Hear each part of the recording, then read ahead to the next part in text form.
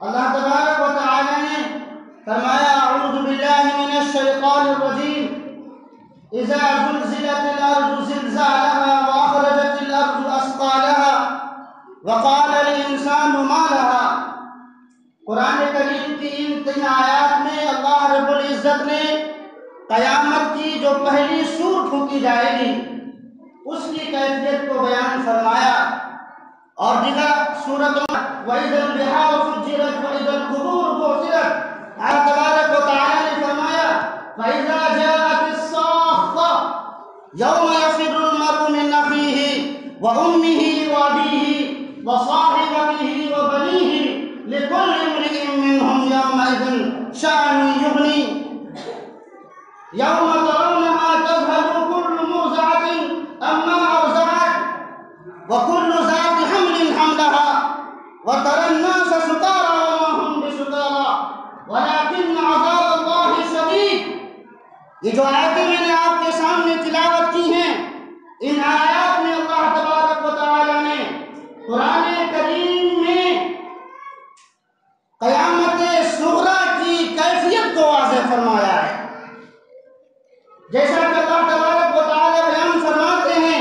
اذا زلزلت الارض زلزالها، جب زمین کو ہلا دی جائے گی، واخرجت الارض اثقالها،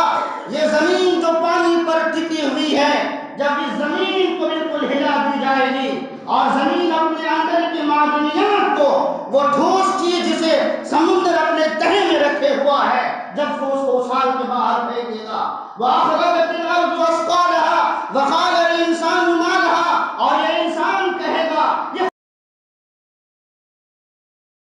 کہ زمین ہلنے رہی ہے، یہ پہاڑوں کو کیا ہو گیا ہے، یہ پہاڑ چلنے لگے ہیں، یہ سمندروں کو کیا ہو گیا ہے کہ پانی ابال پھینک رہا ہے۔ وقال الانسان ما لها، انسان ہکا بکا رہ جائے گا۔ آج ترکیہ میں صرف اور صرف 7.something کا زلزلہ آیا ہوا ہے۔ آپ اخبارات پڑھ رہے ہوں گے، ٹی وی چینلوں میں آپ دیکھ رہے ہوں گے، 7.something کا بھوکم میں انسانوں کا ہاہاکار مچا ہوا ہے، لاشیں کی لاشیں پڑی ہوئی ہیں، 10 منزلہ عمارتیں ڈھئی جا رہی ہیں، کہیں بچے ملبوں کے نیچے دبے ہوئے ہیں، کوئی انسان پانی کے لیے ترس رہا ہے، کوئی انسان بھوک سے مر رہا ہے۔ صرف 7.something کا زلزلہ نے انسانوں کو باخبر کر دیا۔ انسان غافل مت رہنا، ہماری یاد میں لگے رہنا، نہیں تو ہم تمہاری نبض سے کھینچ لیا کریں گے۔ یہ تو قرآن کریم نے جو پہلا نسخہ پھونکا جائے گا اس کی کیفیت بیان فرمایا۔ اور دوسری آیت جو میں نے آپ کے سامنے تلاوت فرمائی ہے، یوم ترونہا تذہل کل مرضعۃ عما ارضعت، یہ قرآن کریم نے نفخہ ثانیہ کی واضح بیان فرمایا۔ جب یہ پہاڑ ختم ہو جائیں گے، یہ دریا ابلنا شروع کر دے گا، یہ زمین پھٹ جائے گی اور یہ دنیا ختم کر دی جائیں گی، تو پھر کیا ہوگا؟ وَتَرَى النَّاسَ يَوْمَ تَرَوْنَهَا تَذْهَلُ كُلُّ مُرْضِعَةٍ عَمَّا دیا کریں گی، انسان بالکل ہکا بکا رہ جائے گا۔ اللہ تبارک و تعالیٰ نے کتنا بہترین نقشہ بیان فرمایا ہے۔ وہ بچہ جو بالکل معصوم ہے، ہر انسان کو اس پہ ترس آتا ہے، اس کی ذات نہیں دیکھی جاتی ہے، بچے کی نسل نہیں دیکھی جاتی ہے، بچے کی امیری اور غریبی نہیں دیکھی جاتی ہے، بچہ صرف بچہ ہوتا ہے۔ قرآن کریم فرماتے ہیں کہ اس دن کی یہ حالت ہوگی کہ وہ ماں جو اپنے بچے کے لیے پیار کے لیے بنائی گئی ہے، وہ ماں جو اپنے بچے کے چیخو پکار کو برداشت نہیں کر سکتی ہے، وہ ماں جو اپنے بچے کی 1 منٹ کی پریشانی کو برداشت نہیں کر سکتی ہے، وَتَرَوْنَهَا تَذْهَلُ كُلُّ مُرْضِعَةٍ عَمَّا أَرْضَعَتْ، تم دیکھو گے کہ وہ دودھ پلانے بچی ماں اپنے بچے کو پھینک دے گی۔ اور پھر دیکھا اللہ تبارک و تعالیٰ نے بیان فرمایا بچے رہے ہوں گے، بچیاں اپنے سے خود خالی ہو جائیں گی۔ اللہ تبارک و تعالیٰ فرماتے ہیں کہ اس حالت کے بعد انسان کو دیکھو گے وَتَرَوْنَهَا، کہ انسانوں کو تم دیکھو گے کہ وہ ایسے حالت میں ہوں گے جیسے کہ وہ نشے میں رہے ہوں۔ جب انسان کوئی نشہ پی لیتا ہے، چرس بھانگ شراب پی لیتا ہے، تو اس کی کیفیت ختم ہو جاتی ہے، انسان کا ہوش ختم ہو جاتا ہے، انسان اللہ تبارک و تعالیٰ کے عذاب سے اس کی یہی حالت ہو جائے گی۔ لیکن اللہ تبارک و تعالیٰ فرماتے ہیں یہ کوئی نشہ نہیں پی رکھے ہوں گے، اللہ کا عذاب سخت ہوگا، ان عذاب اللہ شدید، یاد رکھنا اللہ کا عذاب سخت۔ یہ انسان جس مقصد کے لیے بنایا گیا ہوا ہے، ہمارا اور آپ کا دنیا میں آنے کا مقصد ہے، اللہ تبارک و تعالیٰ کو اس دنیا کو بنانے کا مقصد ہے، اللہ تبارک و تعالیٰ کو صرف ہمارے سجدے ہی کی ضرورت نہیں ہے، نہ ہمارے انہیں روزے کی ضرورت ہے۔ تو سجدے کے لیے تو آسمان کا ساتواں آسمان کا کوئی چپا خالی نہیں ہے کہ اسے جو ہے سجدے سے خالی ہو۔ ابلیس کی ضرورت نہیں ہے، کیوں؟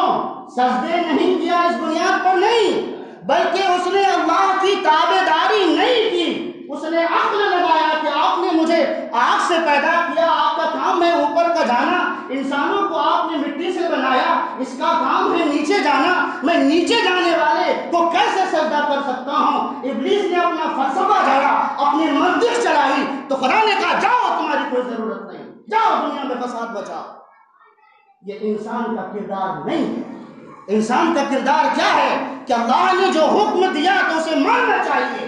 دنیا کی تمام ضروریات کے ساتھ کھانا میری ضرورت ہے، پینا میری ضرورت ہے، پیسہ کمانا میری ضرورت ہے، شادی کرنا میری ضرورت ہے، تمام لوازمات میں بچوں کو پڑھانا میری ضرورت ہے۔ کیا نماز آپ کی ضرورت نہیں ہے؟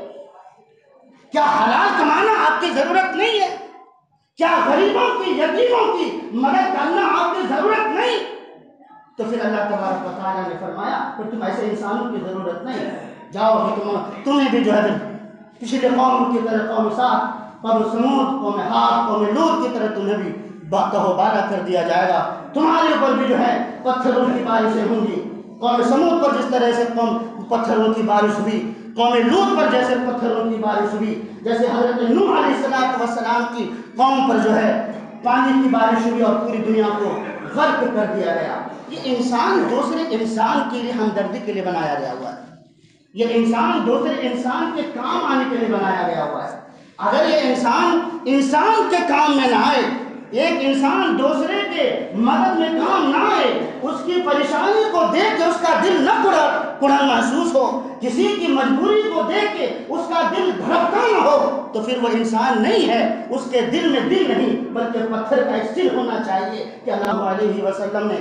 حضرت انس رضی اللہ تعالیٰ عنہ اس حدیث کے راوی ہیں، وہ بیان فرماتے ہیں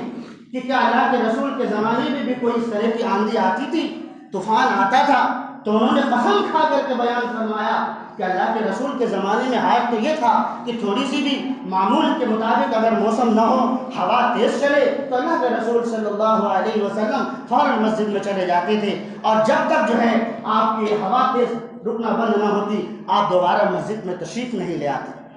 اس طرح کے واقعات ہماری زندگیوں میں اس سے پہلے بھی بے شمار زلزلے آئے ہیں، لاکھوں انسان تباہ ہوئے ہیں اور طرح طرح کی جانیں اور مالی نقصانات ہوئے ہیں، لیکن انسان اسے سبق لینے کے لیے تیار نہیں ہے۔ حضرت عائشہ رضی اللہ تعالی عنہا سے کسی نے پوچھا کہ زلزلے کیوں آتے ہیں، یہ تباہیاں، یہ پریشانیاں کیوں آتی ہیں؟ تو حضرت عائشہ رضی اللہ تعالی عنہا نے ارشاد فرمایا کہ جب عورتیں مردوں کے لیے، غیر محرم مردوں کے لیے خوشبو کا استعمال کرنے لگیں گی، جب عورتیں غیر محرم مردوں کے لیے بے پردہ ہونا اور محسوس نہیں کریں گی، یعنی زنا عام ہو جائے گا، شراب عام ہو جائے گا، ناچ گانے عام ہو جائیں گے، محفلیں بغیر ناچ گانے کے وہ محفل نہیں کہلائی جائے گی، تو پھر یاد رکھنا تمہیں اس بات کی توقع رکھنا چاہیے کہ اللہ تبارک و تعالیٰ کی طرف سے کوئی زلزلہ بھیجا جائے گا، اس بات کی توقع رکھنا کہ زلزلے آئیں گے۔ حضرات گرامی قدر، اس زمین سے جس طرح کے اعمال اوپر جائیں گے، آسمان سے ایسے ہی فیصلے نیچے اتریں گے۔ اگر ہمارے اعمال خراب ہوں گے، ہمارے کردار خراب ہوں گے، تو اللہ تبارک و تعالیٰ کی طرف سے بھی ایسے ہی فیصلے آئیں گے۔ جب میں ندوے میں تھا، ہمارے گستاخ مولانا عباس ندوی رحمۃ اللہ علیہ ان کا انتقال ہو چکا، اللہ ان کو جنت الفردوس میں اعلیٰ سے اعلیٰ مقام نصیب فرمائے۔ ہر عرب ملک گئے ہوئے تھے، جب وہ آئے تو ان سے محاضرہ ہوا، تو بچے نے پوچھا کہ حضرت وہاں کے معاشی حالات کے بارے میں بتائیں،